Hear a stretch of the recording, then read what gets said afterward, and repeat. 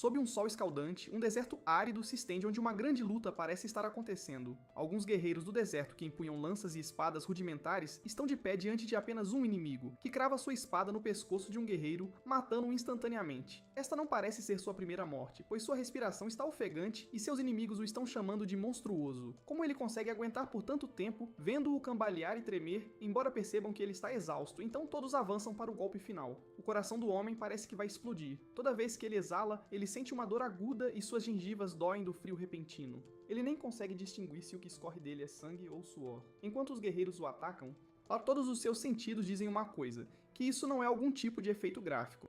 Vários traços ocultos se ativam nele enquanto ele derruba mais um guerreiro, gritando enquanto os outros o atacam.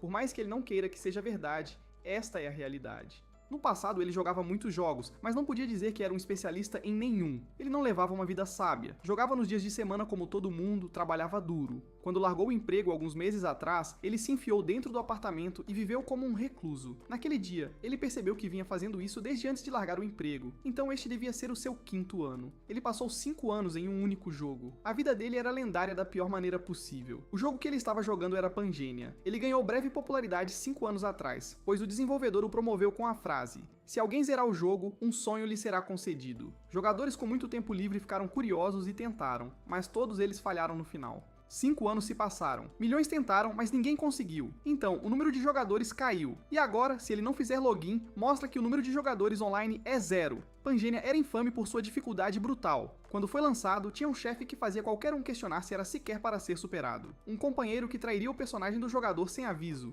e NPCs nomeados que os caçariam se recebessem uma recompensa. A pior parte de tudo isso era que se o personagem do jogador morresse, ele era permanentemente excluído. Em outras palavras, se o jogador morre, ele tem que começar do início. Uma premissa verdadeiramente insana. Devido à sua extrema dificuldade, sua breve popularidade diminuiu instantaneamente. Nesse momento, ele pensou que havia alguém que estava ativamente impedindo os jogadores de zerar o jogo. Ele tinha um personagem equipado com 8 dos 15 itens únicos conhecidos, mas ainda assim falhou, então 5 anos de sua vida foram desperdiçados à toa. No entanto, mesmo que seu personagem seja excluído, ele ainda recebe 1.600.000 pontos de alma, que são adquiridos quando um personagem morre. Ele provavelmente ganhou tanto por causa dos itens únicos, visto que seus personagens até agora, que chegam a centenas, mal lhe renderam 80.000 no total.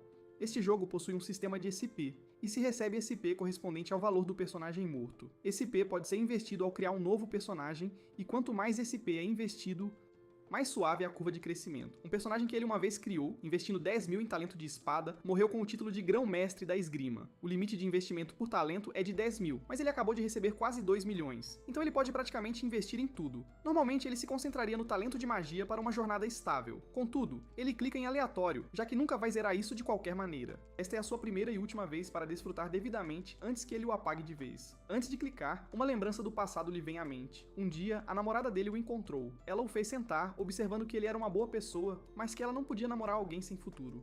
Ela está na idade em que precisa pensar em casamento, afinal. Em resposta, ele não conseguiu dizer nada. Ela prosseguiu dizendo que as amigas dela estavam todas namorando ou casando com rapazes que trabalhavam em grandes empresas conhecidas, mas não ele. Antes que ela terminasse, ela olhou para ele, que estava olhando para baixo com um ar de derrota. Ela não suportou vê-lo tão patético, então decidiu ir embora naquele momento, desejando que ele tivesse uma boa vida. Mas ela realmente não queria que isso tivesse acontecido há 3 meses. A garota com quem ele namorava há 5 anos terminou com ele, e ele não ousou se aproveitar de Slapper. Depois que ela o deixou, ele largou seu emprego sem futuro com raiva e se trancou no quarto assim. O mouse dele paira sobre o botão aleatório, notando que aquilo era patético demais, e aperta o botão porque consumiu muito SP. De repente, milhares de mensagens surgem, mas uma se destaca, pois uma peça oculta foi revelada. O jogo o parabeniza por ter satisfeito a singularidade e por ter sido convidado para Pangea, enquanto ele se pergunta se este jogo já teve uma mensagem assim. De repente, ele sente um aperto no peito e uma voz em sua cabeça que está gritando: que todos os mundos que ele criou virem cinzas, como o deus perverso que ele é. O homem agarra a cabeça tentando entender a voz em sua cabeça. Mas de repente ele cai e uma mensagem surge na tela. O ser mais brilhante que a luz, mais sombrio que a escuridão, o turbilhão de criação e destruição. Que ele encontre um lugar na terra de Pangea.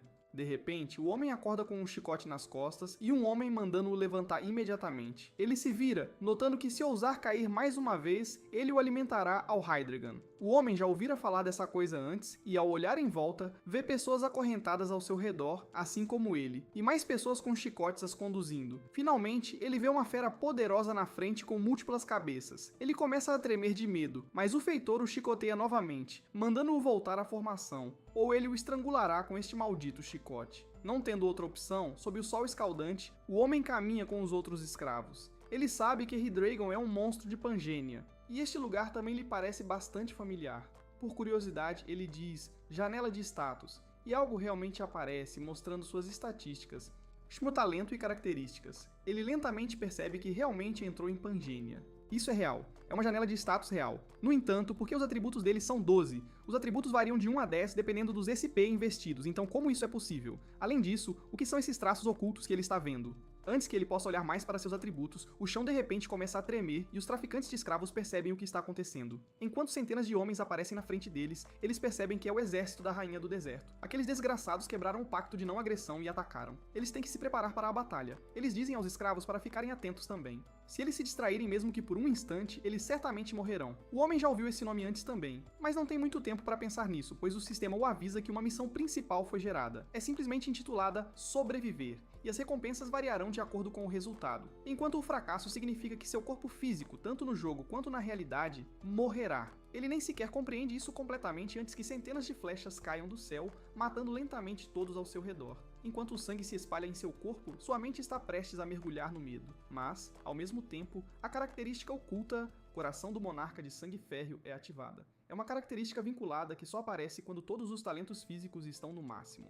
Ela impede a exaustão, reduz as chances de ser pego desprevenido e permite compreender a situação. Ele percebe, mesmo com toda essa morte ao seu redor, que se ele ficar aqui, ele morrerá. Então ele tem que se mover para sobreviver. Ele pega uma espada e rapidamente se livra de suas amarras, bem no momento em que um dos guerreiros do deserto avança contra ele. Ele rapidamente pega a espada com a qual cortou suas amarras e, embora nunca tenha empunhado uma espada antes, ele avança e realmente atinge seu oponente, pegando-o de surpresa. Isso acontece porque a característica oculta mestre de armas foi ativada, concedendo-lhe uma destreza incrível com qualquer arma. Mais 3 guerreiros avançam contra o homem. O primeiro, empunhando uma lança, chama-o de maldito escravo, mas o homem simplesmente corta a ponta da lança e o próprio guerreiro, tudo em um único golpe. Enquanto ele pega a ponta no ar, ele pensa que mesmo que esteja usando armas pela primeira vez na vida, ele pode usá-las como um especialista, Nani provando isso ao arremessar a lança diretamente no segundo guerreiro. O terceiro guerreiro avança com um poderoso machado de batalha, mas o homem desvia. Ele é capaz de fazer isso porque consegue ver a trajetória da lâmina inimiga, permitindo-lhe desviá-la. Além disso, ele também consegue ver o caminho que precisa seguir. Ele crava sua lâmina no guerreiro antes de pegar seu machado e espancá-lo com ele. Sua respiração fica um pouco ofegante por causa de todo o esforço que ele acabou de fazer, e os outros guerreiros estão impressionados e assustados com ele. Eles pensaram que toda a expedição era incapaz de lutar devido aos seus ferimentos. Não, graças às mãos magistrais do traço oculto do homem, suas proficiências com armas aumentarão mais rápido, então sua proficiência com espada sobe para 6, e o mesmo acontece com sua proficiência com lança. Ele pensa que o nível máximo de proficiência é 10, mas ele já está no 6, o que significa que ele deveria ser capaz de usá-la como um cavaleiro famoso. Como esses traços são tão poderosos, até o fato de ele ter resistido por tanto tempo em um nível tão baixo. Isso não teria sido possível sem seu traço oculto. Mas mesmo esse milagre, infelizmente, não durará para sempre. Há pelo menos 500 tropas reunidas à sua frente, e ele tem que realmente sobreviver. Esta missão é uma porcaria. Antes de tudo isso, o líder da cidade desértica de Faisalmer perguntou à Princesa Serpente se a expedição ao mundo demoníaco realmente havia falhado. Ela confirmou, e o líder observou que, se for descoberto que a cidade deles não participou dessa expedição, o povo do continente central os culpará por este fracasso. Eles devem impedir isso custe o que custar. Então ela ordenou à Princesa Serpente que fosse ao deserto de Kautzman e eliminasse todos os retardatários da expedição. Eles devem apagar todas as provas que possam provar que Faisalmer não havia enviado tropas e qualquer coisa que possa conectá-los ao fracasso desta expedição. Ela prometeu que, se ela executasse bem esta tarefa, a maldição seria retirada dela. Ao ouvir isso, a Princesa Serpente estremeceu um pouco e concordou. E é por isso que ela veio com tantos homens e está tão determinada. Um guerreiro se aproxima dela, fazendo-a pensar que eles haviam terminado, mas ele anuncia que ainda há um escravo resistindo, o que a confunde. Ao redor do homem, centenas de corpos de guerreiros jaziam na areia escaldante. Ele já estaria exausto a essa altura, não fosse pelo fato de que acabou de subir de nível, restaurando sua mana, saúde e fadiga. Enquanto os guerreiros se preparam para atacar novamente, a princesa manda-o sair do caminho enquanto ela chega montada em sua besta. O homem esperava que ela chegasse mais cedo ou mais tarde. Isabella von Dergen. Ele verifica o status dela, mas só consegue ver que ela é nível 8, pois os outros atributos estão ocultos para ele. Ele sabe que não consegue vencer um nível 8, não importa quantas vezes ele tente. Já que o nível máximo neste lugar é 10, o padrão que separa os fortes é o nível 7. A partir desse ponto, a verdadeira diferença começa a ficar evidente, e a lacuna nos níveis dificilmente pode ser superada. Nível 8 significa que eles podem quase ser considerados os mais fortes em todos os continentes. Simplificando, eles estão no nível dos chefes de qualquer organização famosa. Enfrentá-la assim é praticamente um encontro desastroso em um RPG. No entanto, algo chama a sua atenção, o sistema explicando que ela não pode sair desta área devido a uma condição de status da Rainha do Deserto. Enquanto ele lê isso, Isabella desce ao seu nível e observa que ele fez um espetáculo bastante interessante, mas que agora ele deve morrer. O homem pensa que a razão pela qual ele jogou Pangênia, que foi duramente criticado pela sua extrema dificuldade, é que mesmo nos jogos mais difíceis, ele encontraria uma maneira de os completar, não importa a dificuldade. Ele era basicamente um esquisito entre esquisitos. E se o seu palpite estiver certo, ele pode sair daqui. Enquanto Isabella avança, apontando a sua arma diretamente para o pescoço dele, ele sorri e pergunta se ela deseja levantar a maldição da rainha. Ela para imediatamente com a sua lâmina brilhando com poder. Alça aproxima-se do rosto dele e olha-o diretamente nos olhos, exigindo saber quem ele é. O homem explica que leu as estrelas e guiou pessoas até elas. Ele é o portador das estrelas e pode ajudá-la a levantar a maldição da rainha para que ela possa sair deste deserto. Isabella fica chocada com isso e olha para baixo, fazendo o homem pensar que realmente funcionou. Portador Estelar é uma classe de NPC que exige que um jogador transcenda o nível máximo para alcançá-la. No entanto, a classe está naturalmente disponível apenas para NPCs, então ele não é um verdadeiro Portador Estelar. Mas para remover a condição de status da maldição da rainha, ela precisa da bênção das estrelas de um Portador Estelar. Já que Isabella quer escapar da maldição da rainha, ela teria que ouvi-lo. A razão pela qual ele tinha certeza de que ela gostaria de escapar da maldição da rainha é simples. Isabella é, na verdade, uma personagem que ele criou. Ela era uma personagem infeliz que ele teve que negligenciar porque escolheu o ponto de partida errado. A maldição da rainha é, da perspectiva do jogador, um dispositivo para manter o jogador dentro dos limites do mapa no início do jogo. Mas a personagem do jogador foi feita para ver o fim deste jogo. Ela deveria viajar pelo mundo para ver o final, mas ele deixou tal ser em um só lugar e ela estava presa devido à maldição da rainha. Isabella pergunta o nome dele e o homem diz Randolph, revelando seu nome. Ambos se encaram por um minuto inteiro antes que a mulher observe que ela vai adiar matá-lo por enquanto. Mas se ela descobrir que ele está mentindo, ela tirará a vida dele imediatamente. Enquanto ela se afasta, ela diz aos guerreiros para o escoltarem. Ele é um convidado de honra, então será tratado com cuidado, e com isso, a primeira missão principal de sobrevivência está completa e os resultados são recordes. A constelação da fortuna sorri para ele e melhora suas recompensas. A constelação da batalha observa que ele não é nada mal, melhorando a recompensa novamente. Ele obtém o pedaço quebrado da escama antiga e a alma de Hidregen junto com a espada de Micaela. Randolph cai no chão ao receber tudo isso, claramente exausto, mas ele de alguma forma consegue sobreviver aquela noite. Enquanto ele toma um banho no castelo, Randolph olha para suas estatísticas e para o que ele conseguiu. A alma do dragão ancestral é infame por cair apenas uma vez em toda a história do jogo, e um item indispensável para o início do jogo, a espada de Miquela. Ambos são recompensas inesperadas. Contudo, este pedaço quebrado da balança dourada é estranho, pois permite a sincronização entre a realidade e Pangênia, e ele pode ligá-lo e desligá-lo. Antes que ele pudesse pensar mais sobre isso, 3 criadas irromperam pela porta perguntando se ele as permitiria banhá-lo. Randolph observa que elas podem lavar apenas os pés, sabendo que isso é um teste. Elas são as camareiras de Isabella. Se ele mostrasse qualquer tipo de reação a elas, ela desconfiaria dele porque o portador da estrela não reage a nenhum desejo sexual. Ele tenta manter a calma, mas a curiosidade o domina e ele olha para onde realmente não deveria. Ele imediatamente abre a janela de status para se distrair, e isso funciona, pois ele vê outra coisa, uma porcentagem do colapso de Pangênia. À medida que o colapso se aproxima, a fronteira entre Pangênia e a realidade se estilhaça. Quando a falha ultrapassa 10%, a primeira rachadura aparecerá. Enquanto ele lê isso, o sistema também anuncia que o Salão da Fama foi aberto. Ele pode deixar seu nome no salão dependendo dos pontos que ganhou, e o ranking da missão principal, Missão de Sobrevivência, foi atualizado com ele no topo. Por causa disso, ele desbloqueia o recurso de logout, mas o sistema o aconselha a ter cuidado com seu personagem, pois ele estará vulnerável. Seu rosto se alarga enquanto ele lê tudo isso, confundindo as camareiras, pois ele pensa que algo assim não deveria ser possível. Gracia e I Love Mint Chocolate são 2 pessoas com quem ele jogou o jogo. Ele estava se perguntando se eles tinham parado de jogar porque desapareceram em certo ponto, mas eles foram invocados para este mundo como ele o tempo todo. Além disso, Este recurso de logout é exatamente o que ele estava procurando. Ele pode realmente sair deste jogo maldito. Ele diz às camareiras para irem, pois é hora de ele se comunicar com as estrelas. Eles recusam, como a princesa queria que o tratassem, mas Randolph lhes diz que se ele não se comunicar com as estrelas, ele perderá seus poderes. Eles deveriam ir e perguntar à princesa se ela quer que ele os mande embora, observando que ele irá até a princesa depois. Assim que as portas se fecham, ele fica muito feliz que essa desculpa esfarrapada realmente funcionou. Ele estava com medo de ficar preso para sempre neste lugar mortal, mas finalmente ele pode sair deste jogo estúpido. Ao fazer logout, o sistema lhe diz que se seu personagem morrer, ele morrerá na vida real também. Ao acordar, ele vê que o mundo está exatamente como ele o deixou, exceto que sua cidade está em chamas e bestas surgiram. Ele olha pela janela para ver uma bem abaixo dele, que solta um rugido alto enquanto olha, sua boca se contorcendo ao se abrir. Ele já tinha visto essa besta antes. É um monstro de Pangênia. Mas por que está aqui? Ele deixa cair do bolso a peça de ouro que ganhou como recompensa, a qual parece ter voltado com ele antes de tudo isso. Quando Randolph voltou ao mundo real, tudo o que ele havia feito foi transportado para o seu corpo, e ele acordou em seu quarto. Ele pensou que tinha apenas adormecido depois de jogar o jogo por tempo demais. Certamente era isso. Isso não é alguma web novel no melhor canal de manhwa conhecido pelo homem, certo? Foi então que ele viu uma bolsa grande, presumivelmente cheia de moedas, e aquela peça de ouro em sua mesa. Ele pegou a peça de ouro perguntando-se se aquilo sempre estivera em seu quarto, mas não conseguia se lembrar de possuir algo assim.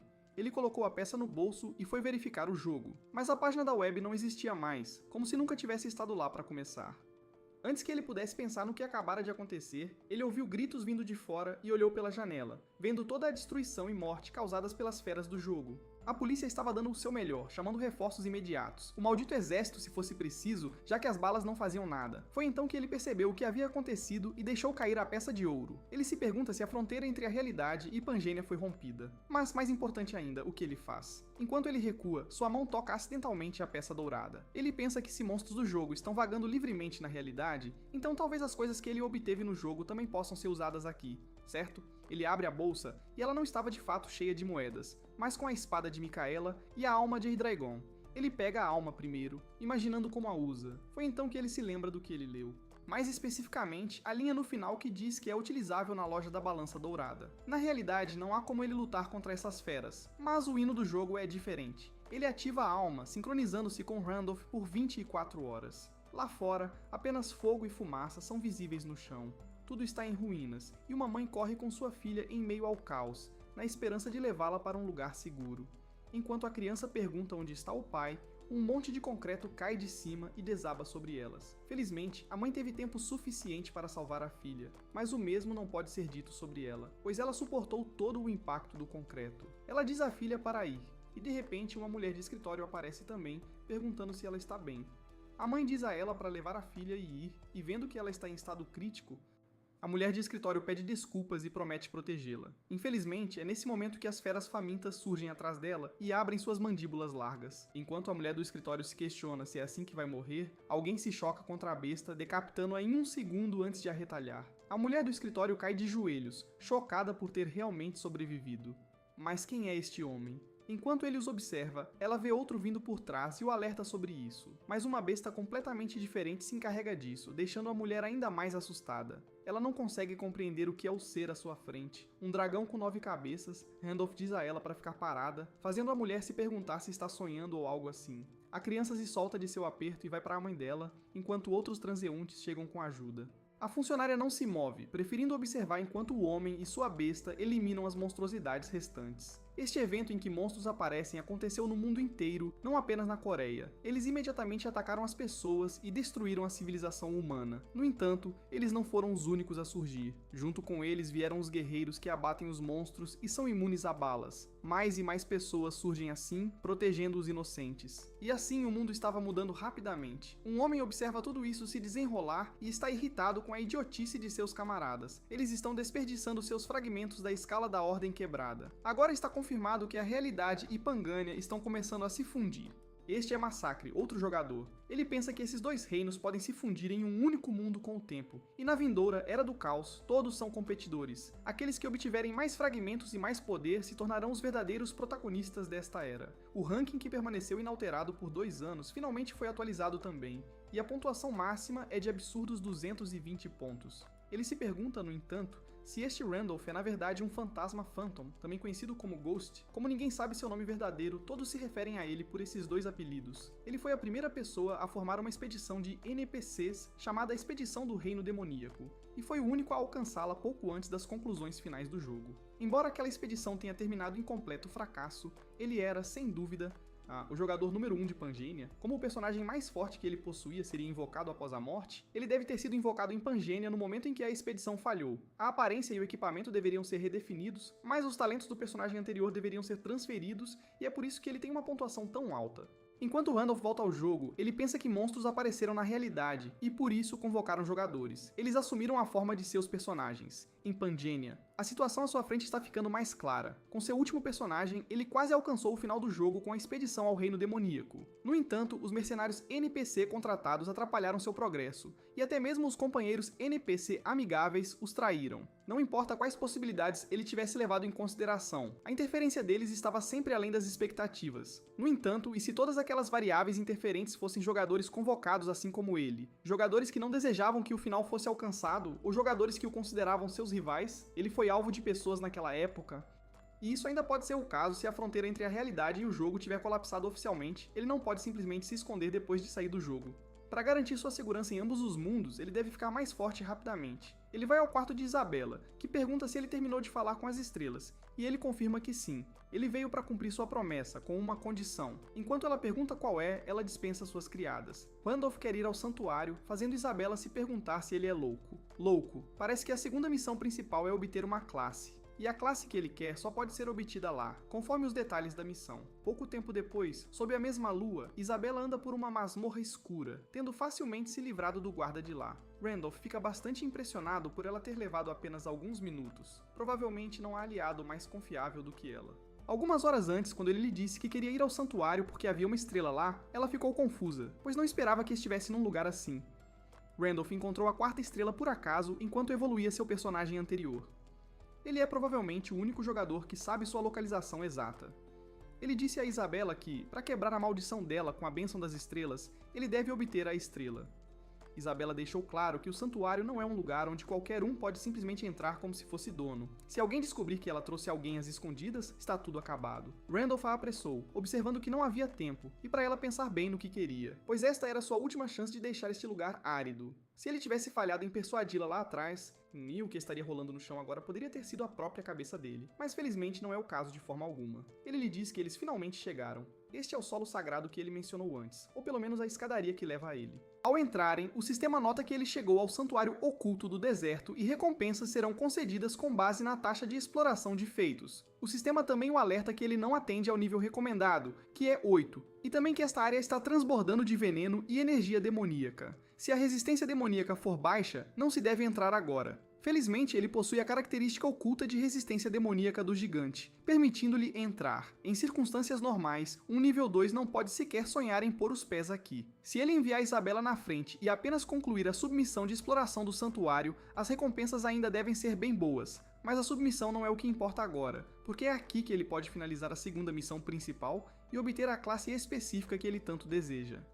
Isabela observa o caminho ao redor deles, observando o vento que sopra de baixo na continuação do caminho, que é apenas um monte de pilares. Ela tenta não rir, e se vira, notando que eles devem ter pegado o caminho errado, mas Randolph a impede, perguntando aonde ela está indo. Isabela explica que a ponte à frente é claramente uma armadilha. As correntes de ar descendentes são projetadas para varrer qualquer um que atravesse sem saber.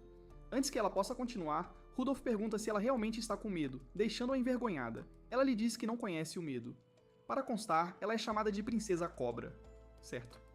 Randolph observa que ela é surpreendentemente tímida, mas ela não acha que seja o caso. As chances de isso ser uma armadilha são simplesmente muito altas. E convenientemente, ela também teve uma cãibra na perna, então ela só quer verificar se há uma rota mais segura. Ouvindo isso, Randolph observa que não há o que fazer e se agacha, dizendo que ela deveria subir nas costas dele. Isabela imediatamente fica mais envergonhada, pois como ele ousa sequer insinuar uma coisa dessas. Randolph observa que foi ela quem disse que estava com uma cãibra e não há tempo, então ela deveria subir logo. Quando o amanhecer chegar e os guerreiros mortos forem descobertos, ela será suspeita de não estar onde deveria e a equipe de perseguição da rainha será enviada atrás dela. Então, em vez de perder tempo com medo desnecessário, ele deveria carregá-la. Isabela cede e sobe nas costas dele, mas observa que se não fosse por essa cãibra na perna, ela nunca se rebaixaria assim. Rudolph concorda e diz a ela para segurar firme, correndo imediatamente em direção ao desfiladeiro à frente deles. Isabela se pergunta para onde ele está indo, já que essa é a direção errada. Não há caminho ali. Ele ainda pula no que parece ser um desfiladeiro vazio. No entanto, por causa de sua característica mutante oculta,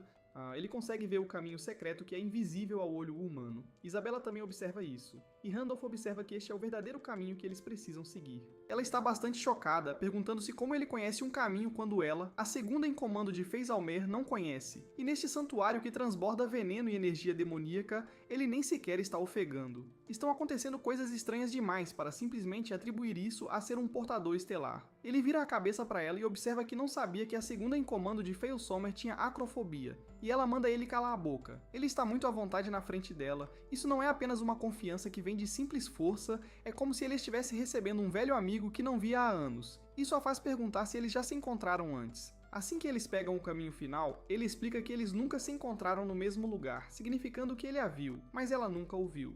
Por Randolph toca um mecanismo escondido que os transporta para uma terra verdejante e exuberante. Esta é uma barreira de domínio, uma barreira lançada sobre toda a área. Apenas aqueles que seguem o caminho designado podem ver o que está à frente, e se sua memória estiver correta, eles terão que lutar em breve. Dito e feito, os montes de rochas calmos que estavam ao redor começaram a despertar e a se transformar em seres com aparência humanoide, com um núcleo gigante no meio do peito. Desta vez, os guardiões são golems, e a julgar pelo tamanho da runa em seus peitos, são pelo menos de nível superior. No nível atual dele, mesmo um arranhão dele significaria morte instantânea. Morte. Ele pergunta a Isabela se a cãibra na perna dela está melhor agora, e ela observa que ele não para de falar. Ele deveria simplesmente calar a boca e observar enquanto os golems avançam, um deles desferindo um soco devastador. Isabela apenas sorri enquanto corta o punho do golem em centenas de pedaços, observando que isso acabará em breve. Ela usa os pedaços de pedra como uma escadaria, cortando um dos golems da cintura para cima.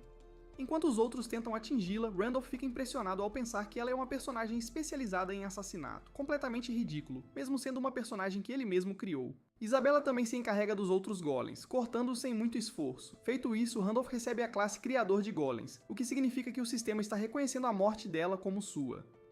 Em Pangênia, classes do tipo Invocador são bastante raras, então o Criador de Golems é na verdade uma classe muito boa, e em termos de rank de classe é de um nível superior. No entanto, esta não é a classe que ele realmente quer, então ele recusa.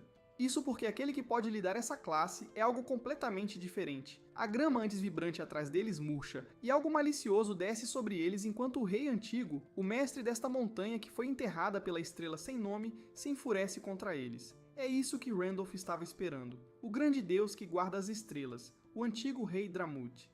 Randolph já pode sentir uma pressão extrema vinda dele, como esperado do guardião da montanha do santuário. Isabela espera que ele não a tenha arrastado até ali, esperando que ela lide com um guardião literal da montanha, e Randolph diz a ela para relaxar. Apesar da aparência dele, ele é na verdade bastante gentil. No entanto, assim que ele diz isso, Dramut avança passando por ele e indo direto para Isabela, que mal tem tempo de desviar, e Randolph a olha com um leve rubor nas bochechas, claramente envergonhado por aquilo não ser verdade.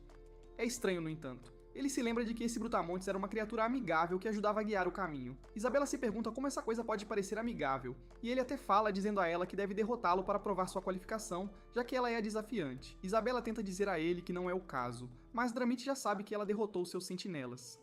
Enquanto ele a ataca com a cauda, ele explica que se ela não conseguir provar sua força, nunca sairá daquele lugar. Isabela foge e exige que Randolph diga a ela o que fazer. Como ele é o portador da estrela, quando ele desbravou este lugar pela primeira vez, não precisou derrotar Dramut. Ou pelo menos ele pensa que não. Algo mudou? É então que ele percebe algo. O antigo rei Dramet. Ele é o guardião da montanha que guarda a estrela, um deus maior com um corpo gigantesco. De acordo com sua lenda, ele é uma besta encantada cujo corpo cresceu e ganhou sabedoria da energia residual da estrela. Ele limpou este lugar na época em que estava elevando Villiam, um personagem transcendente de 5 estrelas de nível 10. Quando ele veio ao santuário com aquele personagem, Drummond obedientemente lhe deu a estrela. A razão? porque ele era qualificado. Em resumo, se alguém é mais fraco que ele ataca, mas se são mais fortes, ele não o faz. Então, o que ele faz agora? De repente, Isabela é empurrada para trás bruscamente. Por causa do veneno do santuário, seu corpo não se move corretamente. Talvez apenas ter pisado neste lugar com as palavras do portador da estrela tenha sido um erro. Antes que Drummond possa acabar com ela, Randolph manda-o parar, e ele o faz, sua cauda criando um redemoinho ao redor de Isabela. Ele vira o rosto para Randolph e exige saber como ele conhece o seu nome. Ele sorri e explica que seu mestre Wilhelm retornou. Drummond volta sua atenção total para o homem e repete o que ele acabou de dizer antes de soltar uma gargalhada muito alta. Ele nem sequer está preparado para receber a estrela. Ele é mais fraco que até mesmo o Sentinela Golem. De todos os seres, ele. Aquele deveria ouvir bem, pois Wilhelm era um homem poderoso, um transcendente perfeito, digno de ser seu mestre. Mas ele falhou na expedição ao reino demoníaco e todas as suas estrelas caíram. Isso significa que ele teve uma morte completa. Mesmo que ele se tenha ido, uma criatura insignificante como ele não tem o direito nem de pronunciar o seu nome. Enquanto ele avança com a boca escancarada para engolir Randolph, ele exige que este honre o contrato que fizeram. Isso faz Dramat parar e exigir saber como ele sabe sobre a existência daquele contrato. Ninguém deveria poder saber sobre isso. O contrato estabelece que aquele que obtiver a Estrela da Montanha, enterrada pela estrela, aprende o verdadeiro nome do Guardião da Montanha e se torna o novo mestre da montanha. E o Guardião da Montanha obedece às ordens do mestre e o conteúdo do contrato não pode ser revelado a qualquer um. Se for revelado, quem quebrar o contrato morrerá por uma maldição instantânea. Ele só disse isso porque se lembrou da lenda, e felizmente as regras do jogo ainda valem. Como esperado, já que este é o corpo de Randolph, a maldição não o afetará. Drummond quer saber que tipo de criatura ele é, e Randolph observa que se ele está tão curioso, deveria guiá-lo. A estrela o provará. Drummond lhe diz que a estrela não conhece misericórdia para os que não têm qualificação. Ele será aceso por dentro se ele se aproximar? Randolph diz que talvez seja assim. Mas ele tem medo de que a estrela o reconheça e revele que ele é seu verdadeiro mestre? Drummond riria se isso não fosse tão patético. Ele é apenas um pirralho que parece que desmoronaria com um único golpe, o que lhe dá tanta confiança. Mas muito bem, ele o levará à estrela conforme solicitado. Ele não acredita que seja Wilhelm, mas, já que ele sabe sobre o contrato, matá-lo também não lhe parece certo. Então ele prefere deixar a estrela se livrar dele. Eles começam a caminhar e a rastejar até onde a estrela está, e o céu escurece à medida que se aproximam, chegando finalmente a um altar muito sinistro, fazendo Isabela se perguntar se é realmente ali. Randolph observa que o objeto colocado no altar, aquela caveira, é a estrela. Isabela fica surpresa que tal objeto seja uma estrela, e Randolph lhe diz que é o rosto de Leia. Quando Leia, a deusa gêmea de Pangênia, morreu, seu corpo foi dividido em 32 fragmentos e espalhado por todo o continente. Esses 32 fragmentos de seu corpo são referidos como estrelas. Ele acha que elas são usadas como catalisadores de fronteira para os jogadores alcançarem a transcendência. De repente, toda a área ao redor dele explode em um pilar de chamas, fazendo Isabela se perguntar se ele está bem. Drummond ri. Se ele o quisesse, ele simplesmente queimaria. Se ele se aproximasse assim, mesmo que ele estivesse confiante de que a estrela o rejeitou. Agora ele vai morrer queimado. Randolph ouviu tudo isso e não consegue acreditar nesse bastardo. Esta estrela apenas mata um jogador no único cenário, quando a adquirem ao contornar Drummond por um bug. Por mais confuso que o processo possa ser, ele de fato passou por Drummond, portanto não deveria haver problema. O verdadeiro problema é se ele consegue obter a classe que deseja. Ele nunca tentou por si mesmo, no entanto. Ele só soube disso por acidente. De repente, uma voz do além começa a recitar todas as suas características uma por uma até chegar à última. Aquela que enfrenta a destruição. Com isso, o crânio se estilhaça com um poder resplandecente e Randolph começa a absorvê-lo. Sua mana é convertida em energia estelar. Ele adquire a habilidade principal, Perfuração Estelar, e a habilidade secundária, Bênção das Estrelas. Ele também tem mais 5 em todos os atributos e ganhará mais poder à medida que o número e os tipos de estrelas que ele possuir aumentarem. Esse aumento continuará. Mesmo após a transcendência, o efeito da estrela não desaparecerá. Ele adquiriu a classe Sucessor Estelar. Os olhos de Isabela permanecem arregalados enquanto ela observa tudo isso, e Randolph pergunta a ela o que ela deseja fazer assim que sua maldição for quebrada. Ela explica que quer deixar o deserto e encontrar a linhagem da família Deshan. Randolph explica que a abençoará para que ela possa deixar o deserto sob uma condição. Ele quer que ela o sirva por apenas 1 ano. Depois disso, Randolph lhe concederá a liberdade e a ajudará a encontrar a linhagem de sua família. Isabela pensa que está apenas sob nova gestão. No entanto, Randolph dá um tapinha no ombro dela e observa que ele não é a rainha, e não mente. Por alguma razão, Isabela sente-se inclinada a confiar nele e se curva, prometendo servi-lo. Randolph diz a ela que tomou uma decisão sábia e volta sua atenção para Drummond. Como o dono da estrela é seu mestre, correto? Drummond concorda, e Randolph imediatamente manda-o se curvar também. Por causa de sua classe única, ele recebe 230 pontos que vão para o Salão da Fama. A a constelação da fortuna atualiza sua recompensa novamente, e a constelação da aventura o aplaude por ser tão imprudente. Assim, sua recompensa é atualizada quase imediatamente. A rainha sente que Isabela entrou no santuário com o escravo que capturou. Ela diz aos seus homens para os prenderem imediatamente ou para não voltarem de todo. No mesmo dia, no Angel Café, no mundo real, dois irmãos conversam com seu colega de guilda, a perguntar-se se Randolph é Phantom. Um deles pensa que sim. Mesmo que ignorem a missão principal, conseguir uma pontuação de classe superior à de Gratia é impossível, a menos que alguém conheça o jogo por dentro e por fora. O irmão de azul observa que o jogador fantasma veterano de 5 anos, Phantom, finalmente apareceu. Isso certamente vai causar um grande alvoroço. E o irmão de vermelho pergunta-se se conseguem contactá-lo antes dos outros também. O colega de guilda deles gostaria de saber como, já que certamente o procuraram por anos e nunca o encontraram. O irmão de vermelho observa que é porque até agora Phantom não era um jogador de verdade. Mas como ele é agora, deve haver uma maneira. O irmão de azul pergunta-se se deveriam tentar pescar. Já que o salão de leilões secreto abre como recompensa pela segunda missão principal, Phantom provavelmente vai usá-lo, certo? O colega de guilda concorda que ele precisará de muitos itens se quiser ficar em primeiro lugar na terceira missão principal. Pesca é uma técnica que pode ser feita no salão de leilões secreto, onde os jogadores podem trocar itens. Carrega-se um item de alta qualidade a um preço baixo, e então usa-se uma habilidade duplicada de um talismã para anexar uma habilidade de rastreamento de localização ao comprador. Novatos desavisados veem um item bom a um preço barato, compram-no, são rastreados, saqueados e mortos. O irmão vermelho se pergunta se algo assim funcionaria em alguém como Phantom. Se ele realmente for quem eles pensam que é, ele conheceria todas as opções de talismã no jogo. O colega de guilda observa que ele pode muito bem cair nessa. Afinal, ele falhou, mas ainda assim iniciou a grande expedição. Esse tipo de determinação não é nada normal. Se ele vir um item bom e barato no leilão, ele pode simplesmente comprá-lo. Se alguém quiser desafiá-lo, pode ir em frente, mas se ele for atrás deles, eles estão mortos de qualquer maneira. Eles definitivamente precisam se encontrar e sequestrá-lo e convidá-lo para a guilda deles. Ao ouvir isso, os irmãos estão ligando para a polícia para denunciar um futuro perseguidor. Alguém verifica o ranking da segunda missão. Ele vê que Randolph está em primeiro lugar e que a segunda missão, Ritos do Massacre, foi revogada desde que ele saiu do ranking. Massacre se pergunta que tipo de classe pode dar tantos pontos. Parece que ele não usará a casa de leilões secreta por um tempo. Mas isso não importa muito porque, contanto que ele mate qualquer um nos primeiros lugares, ele voltará a subir porque está montado em Dramot. Randolph completa facilmente a submissão de exploração do santuário, que parece nunca ter sido feita antes. Então ele recebe a conquista de primeiro conquistador de um santuário. Isso lhe concede o épico livro de teletransporte que pode teletransportá-lo para um local previamente explorado. Ele tem um tempo de conjuração de 30 segundos e pode ser usado uma vez por dia. Isso é bastante conveniente. Cavalgar em uma cobra não é tão desconfortável quanto o esperado, e ele pode escapar do santuário e terminar a exploração que matará 2 coelhos com uma cajadada só. Ele também acumula experiência suficiente para subir para o nível 3. Finalmente, é realmente mais lento em comparação com personagens comuns, já que quanto mais talento se tem, mais experiência se precisa.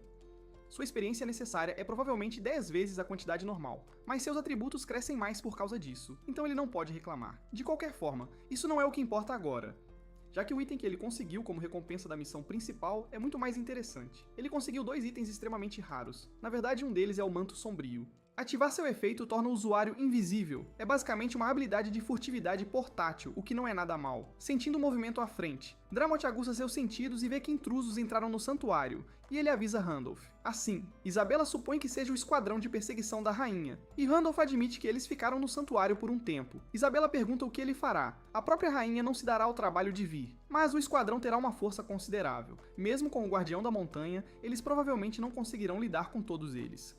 Randolph equipa a capa e observa que Dramot é o guardião. Então por que eles lutariam?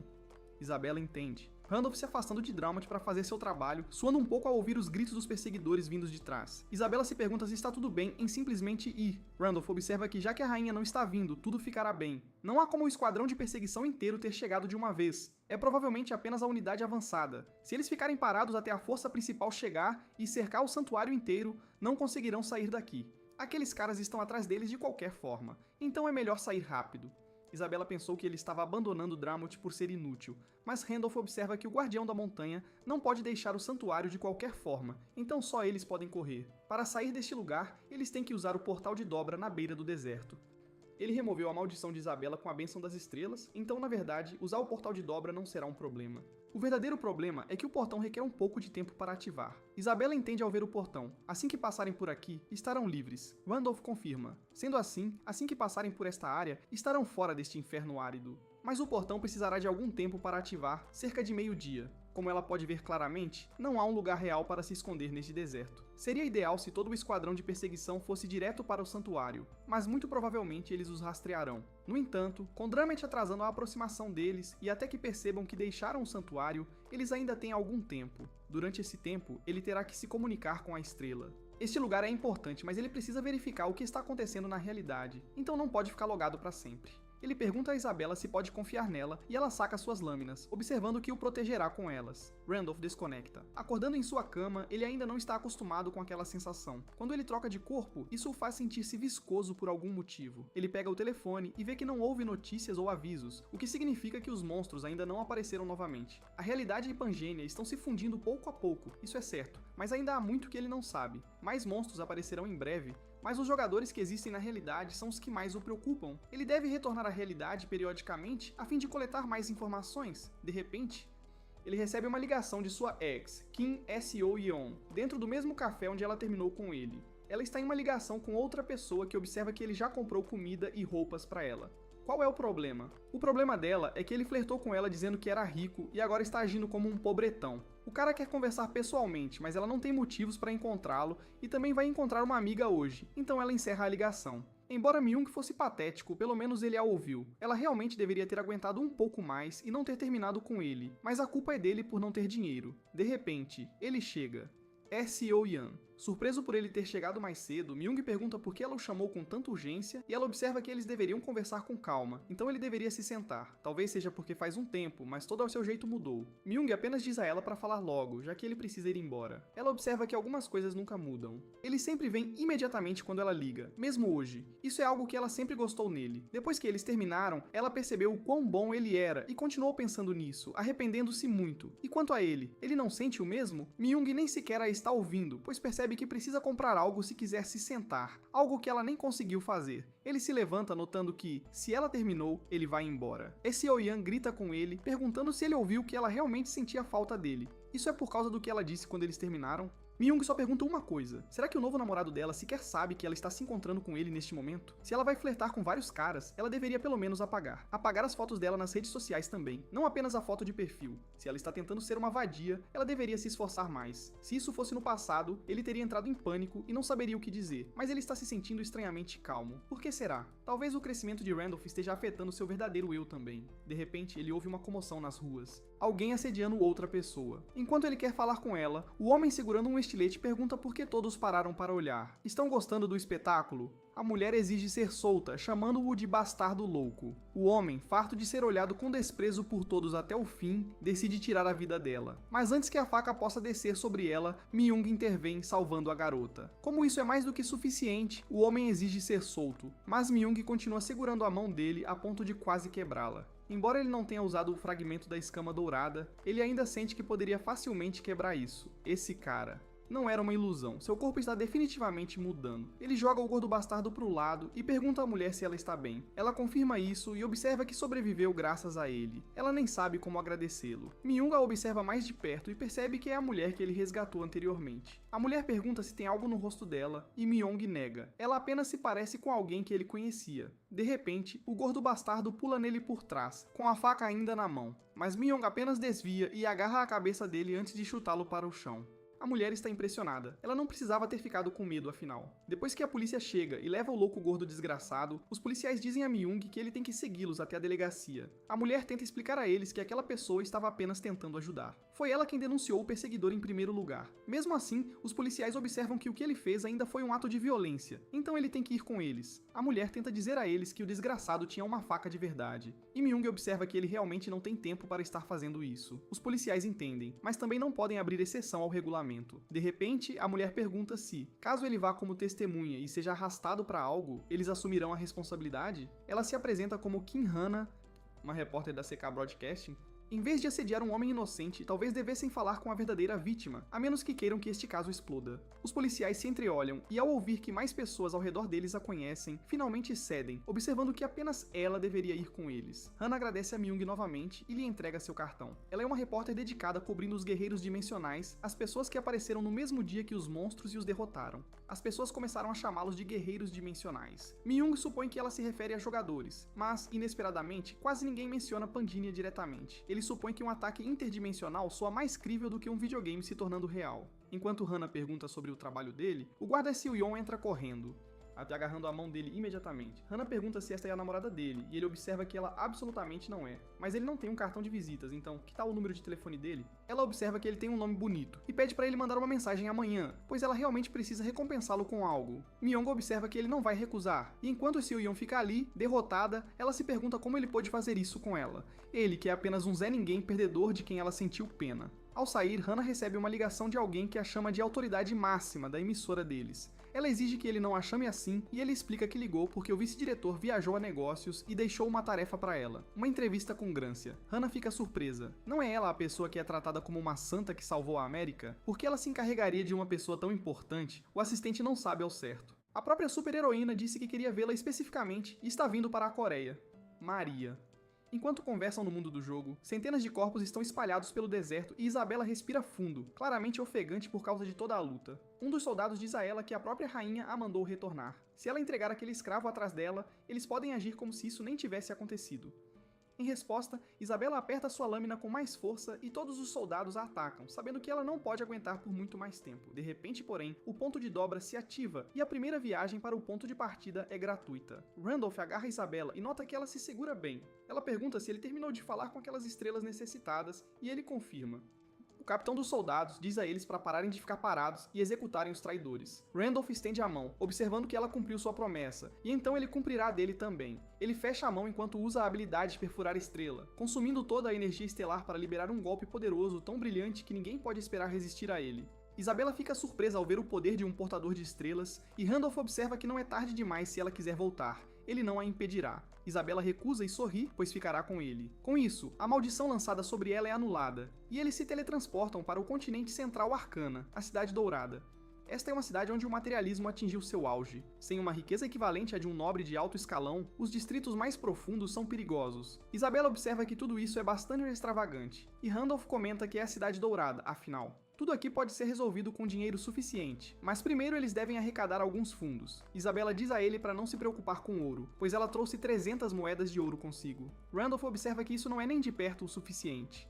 Isso mal dará para uma noite de hospedagem. Provavelmente ela está chocada, pois no deserto 300 moedas de ouro poderiam comprar 10 escravos. Isso é 10 vezes o preço de um clérigo. Randolph ri e observa que os preços aqui são muito diferentes dos do deserto de Kautzman. No entanto, ela não deveria se preocupar muito, pois há dinheiro espalhado por todo lado. Ela pergunta do que ele poderia estar falando e Randolph aponta para um cassino, fazendo-a olhar com admiração. Ela também não deveria se preocupar com as chances de vitória deles, pois ele é bastante sortudo devido à sua característica de bênção do ouro. A Cidade Dourada Arcana também é conhecida como a Cidade dos Prazeres em Pangânia. Cada cidade baixa opera como uma monarquia independente e autônoma. E aqui nesta cidade de prazer há apenas uma lei: o dinheiro é rei. O lugar onde toda a riqueza da cidade se reúne é o Cassino Hudson, um dos cassinos mais conceituados e ricos de todo o continente. O guarda em frente ao cassino para Randolph e Isabela, observando que a entrada é proibida para quem não tiver o depósito de 10 mil. Isabela fica surpresa e sussurra para Randolph, perguntando por que ele não a avisou sobre o depósito, já que ela só tem 100 moedas de ouro restantes. Depois de se arrumar e comprar roupas, Randolph observa que isso não importa, já que eles não tinham dinheiro suficiente em primeiro lugar e as roupas eram necessárias. O guarda lhes diz que, se não tiverem o depósito, devem ir embora, pois estão incomodando os outros clientes que estão esperando na fila. Randolph lhe diz que não tem o depósito, mas gostaria de deixar isso como garantia em vez disso. Deve ser mais do que suficiente, certo? Esta é a lágrima da Rainha Fada que permite que um item de equipamento ultrapasse seu limite. Mesmo que o equipamento ilimitado seja destruído, a lágrima ainda permanecerá. Imediatamente o guarda os trata como VIPs, e Isabela pergunta que item era aquele enquanto eles entram. Randolph diz a ela que é basicamente um talismã. Foi uma das recompensas que ele recebeu quando visitou o santuário e vale pelo menos 1 milhão de ouro. Isabela pergunta se não há problema em deixar algo assim com eles, mas Randolph diz a ela para não se preocupar. Assim que ele ganhar dinheiro, ele pode comprar aquilo de volta e ainda mais. Ele não está aqui apenas para jogar, afinal. Um dos primeiros jogos a que Randolph se dirige é a roleta, e o croupier simplesmente não consegue acreditar nele. Quem é ele? Talvez o deus do jogo que desceu à Terra. Ele começou com apenas 1000 de ouro e já ultrapassou 1 milhão. Randolph esperava isso por causa da bênção do ouro. Quando há dinheiro em jogo, não há qualidade melhor para se ter. Isabela observa que eles estão ricos agora, embora Randolph pense que este é o dinheiro dele. O croupier parece completamente derrotado e explica que naturalmente ele receberá todos os seus ganhos. No entanto, ele agora está proibido de entrar no cassino Hudson. Randolph fica surpreso que tenha sido tão rápido, mas o croupier explica que cada cliente que copia suas apostas continua a varrer as fichas. Está a tornar-se um problema. É por isso que estão a pedir-lhe para sair das instalações. Mas podem fazê-lo de forma mais ríspida também, se isso não for possível. Isabela olha para os guardas que a cercam com sede de sangue. Mas Randolph a sinaliza para esperar e observa que só sairá depois de falar com o dono do lugar. O croupier explica que isso não é possível e que ele deveria sair discretamente, mas Randolph acredita que está entendendo algo errado. Não é ele quem quer uma reunião, mas sim o seu chefe. O chefe está usando uma mão de observação de nível 8 na lágrima, confirmando que é aquilo. Ele se pergunta como alguém conseguiu isso. A lágrima da Rainha Fada é carregada apenas pelos cavaleiros da Rainha Fada, e as fadas raramente deixam seu reino. Além disso, um cavaleiro da Rainha Fada é tão poderoso que mesmo matar um requer pelo menos 3 pessoas que atingiram o nível 10, tornando-a quase impossível de obter. Eles procuraram por toda parte, mas ninguém a vendeu. Pensar que uma simplesmente entraria no cassino deles assim. O mordomo chega ao escritório de Hudson e explica que o homem que deixou o talismã como garantia quer encontrá-lo. Hudson fica surpreso, mas depois sorri, dizendo ao negociante para trazê-lo aqui e um pouco de chá. Após mais alguns minutos, Randolph está sentado à sua frente, acompanhado por Isabela. Hudson fica surpreso com a fisionomia do homem à sua frente. Ele não parece um lutador forte de forma alguma. Hudson observa que ouviu que ele disse que gostaria de falar com ele. Ele se importaria de elaborar? Randolph pega a xícara de chá e diz que não havia nenhum significado oculto. Ele sabia que Hudson iria querer encontrá-lo, então pediu que passassem essa mensagem. Ele precisa do talismã que usou como depósito, afinal. Certo? Hudson fica chocado, mas se acalma, afirmando que sabe que ele coleciona talismãs raros. Ele está certo, ele estava prestes a ligar para ele para negociar um preço por ele de qualquer forma. Randolph toma um gole e explica que desde que o preço esteja certo, ele não tem motivos para recusar. Hudson fica feliz por ele ser tão direto e informa o preço de 2 milhões de ouro. Ele considera esta uma oferta bastante generosa. Isabela fica surpresa com esta oferta, mas Randolph apenas pousa a xícara e exige 20 milhões de ouro. Hudson observa que 20 milhões são o suficiente para comprar uma mansão no centro de Arcana. Por mais raro que seja, um talismã é usado apenas para reforjar armas. Ele realmente acredita que vale tanto assim? Randolph diz que nunca pagaria isso, mas espera que ele o faça. Hudson explica que nem mesmo ele pode pagar essa quantia por apenas um item de hobby. Randolph concorda, se fosse apenas um item de hobby, nada justificaria esse preço. Mas a lágrima da Rainha Fada não é apenas um mero talismã para ele, é algo que ele precisa ter para entrar no Conselho Municipal. Ele explica ainda que o requisito mínimo para ingressar no Conselho é atingir o nível 10. No entanto, para alcançar esse nível, é preciso romper com a própria força. Para alguém como ele, que não possui uma classe de combate, essa será uma tarefa impossível. Assim, ele precisa do item que remove o requisito mínimo de equipamento, a Lágrima da Rainha Fada. Com ele pode equipar equipamentos de nível superior para compensar seus atributos de combate. Quanto ao motivo de um mercador que apenas gerencia um cassino de equipamentos querer entrar para o conselho da cidade, é para ser reconhecido pela família de sua noiva, Serengeti. Certo, os olhos de Hudson se fixam nos de Randolph, que parece tão severo quanto antes. Serengeti é a única filha do Marquês Weiser, do reino de Balron. Conhecida como a Cavaleira Branca Pura, ela liderou 500 cavaleiros durante a grande expedição ao mundo demoníaco com ele. Ela sacrificou ambas as pernas ao Rei Demônio para salvar a vida dele. Ela era a sua mão direita, um dos poucos NPCs em quem ele podia confiar. Naquela época, ela via suas ações como nada mais do que um evento dramático para apimentar a história, porque antes de ele vir para este mundo, Pangania não passava de um jogo. No entanto, após a morte de Wilhelm, despertando aqui e experimentando o que ele experimentou, ele percebeu que os NPCs poderiam na verdade ser jogadores.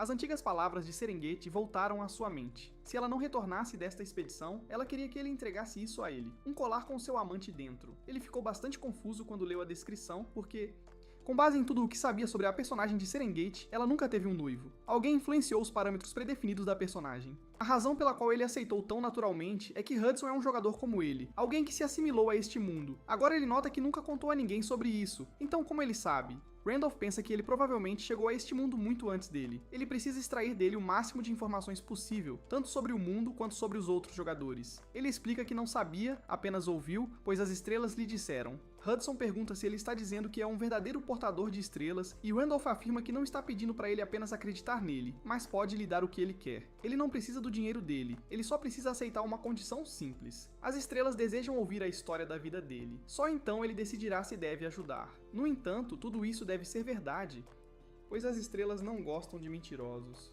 A mão de Hudson treme no joelho ao ouvir isso, e Randolph pensa que esta seria uma decisão difícil, pois um portador de estrelas não é alguém comumente encontrado entre NPCs e revelar informações pessoais poderia expô-lo a caçadores. Os caçadores são NPCs que se especializam em caçar jogadores. Eles chamam os jogadores de criminosos e os executam ao descobri-los. Jogadores morreram inúmeras vezes pelas mãos deles, pois seus métodos de infiltração variam tão amplamente que a única defesa é desconfiar de todos. Revelar informações pessoais em Pangea é basicamente uma sentença de morte, então a maioria dos jogadores esconde suas identidades. É por isso que os jogadores são difíceis de distinguir, e ele também não tem intenção de se revelar. Mesmo assim, ele tem certeza de que Hudson aceitará esta oferta, porque para ele, Serengeti não é apenas um NPC qualquer, ela é mais do que isso. Ela é o único amor que ele conheceu. Ele concorda em compartilhar a história de sua vida, mas antes disso ele deve começar com Serengeti. A maioria das coisas que ele quer alcançar estão ligadas a ela. Serengeti era um bravo cavaleiro que participou da grande expedição ao mundo demoníaco liderada pelos heróis. Randolph fica extremamente confuso com isso e pergunta do que se trata. Os 8 heróis. Wilhelm foi quem liderou a expedição, certo? Hudson observa que Wilhelm era de fato o mais famoso, mas a grande expedição ao mundo demoníaco foi conduzida por todos os 8 heróis juntos. Houve brigas internas entre eles que levaram ao fracasso da dita expedição, ou assim contam as histórias. Randolph pensa que isso é um monte de bobagem, e pergunta se ele sabe quem são esses 8 heróis. Hudson fica mais surpreso por ele não saber, já que todos são figuras lendárias. Um deles é o mais forte depois de Wilhelm Grancia. Ele parece estar lendo um artigo de Kim Hana sobre a vez em que ela foi salva, e seu assistente anota que ela agendou a entrevista deles com o repórter coreano que ele mencionou.